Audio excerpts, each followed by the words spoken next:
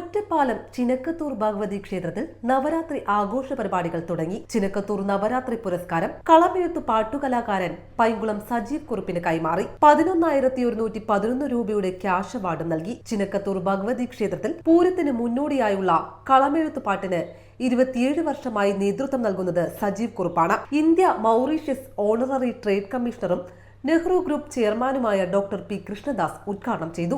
നവരാത്രി ആഘോഷ committee president KG Babu Prasad അധ്യക്ഷനായി.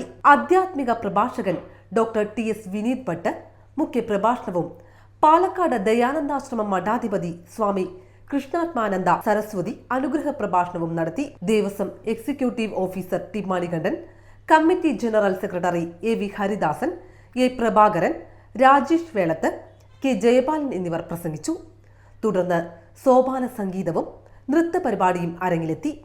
ഇന്നു മുതൽ ദിവസവും വൈകിട്ട് 5:30 പരിപാടികൾ തുടങ്ങും. വിജയദശമി നാൾ വരെ 480ഓളം കലാകാരന്മാർ വിവിധ പരിപാടികൾ അവതരിപ്പിക്കും. 28 വൈകിട്ട് 6:30 റിയാലിറ്റി ഷോ താരങ്ങളായ ബവിൻ വിനോദും സിയാദും നയിക്കുന്ന ഭക്തിഗാന പരിപാടി. ഒക്ടോബർ 1 രാവിലെ 9 പഞ്ചരത്ന കീർത്തനാലാപനം. വൈകിട്ട് 5:35 പഞ്ചാരിമേളം. 2 വൈകിട്ട് 5:30 സംഗീത നൃത്ത പരിപാടികളോടെയാണ് സമാപനമെന്ന് ആഘോഷ committee president KG Babu Prasad, general secretary AV Haridasan, K Venugopalan, A Harish എന്നിവർ പറഞ്ഞു. കേരളത്തിൽ പാലക്കാട് ജില്ലയിൽ ഒറ്റപ്പാലത്തിനടുത്ത് പാലപ്പുറം ദേശത്ത് സ്ഥിതി ചെയ്യുന്ന പ്രസിദ്ധവും പുരാതനവുമായ ഒരു ക്ഷേത്രമാണ് ചിനക്കത്തൂർ ഭഗവതി ക്ഷേത്രം. ഹൈന്ദവ ശാക്തേയ വിശ്വാസപ്രകാരം ജഗദീശ്വരിയും ആദിപരാശക്തിയുമായ ശ്രീ ഭദ്രകാളി 2 വ്യത്യസ്ത ഭാവങ്ങളിൽ കുടിയിരിക്കുന്ന ക്ഷേത്രം. തെക്കോട്ട് ദർശനം വരുന്ന അപൂർവ ക്ഷേത്രം, 3 കൊടിമരങ്ങളുള്ള ക്ഷേത്രം തുടങ്ങി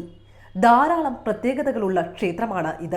അതിവിശാലമായ വളപ്പോട് കൂടിയ ഈ ക്ഷേത്രം ഒറ്റപ്പാലത്ത് നിന്ന് 4 കിലോമീറ്റർ കിഴക്കുമാറി പാലക്കാട്ടേക്കുള്ള വഴിയിലാണ് സ്ഥിതി ചെയ്യുന്നത്.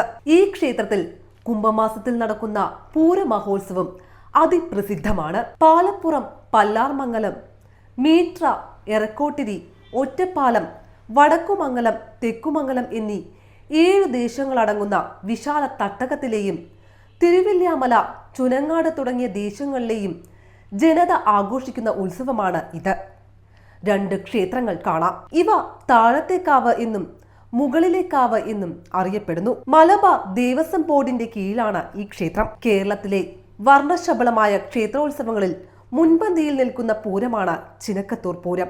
എല്ലാ വർഷവും മലയാള മാസം കുംഭത്തിൽ മകം നക്ഷത്രത്തിൽ ആഘോഷിക്കുന്ന പൂരത്തിന് കേരളത്തിലെ നാനാഭാഗങ്ങളിൽ നിന്നും ആയിരങ്ങളാണ് ചിനക്കത്തൂരിൽ എത്തുക. സംസ്ഥാനത്തെ ഏറ്റവും കൗതുകകരവും ആകർഷകവുമായ നാടൻ കലാരൂപങ്ങളാണ് പൂരത്തിന്റെ സവിശേഷത. പഞ്ചവാദ്യം, പാണ്ടിമേളം, പുലിക്കളി ഇവയൊക്കെ ചിനക്കത്തൂർ പൂരത്തിന് ചാരുത നൽകുന്നു.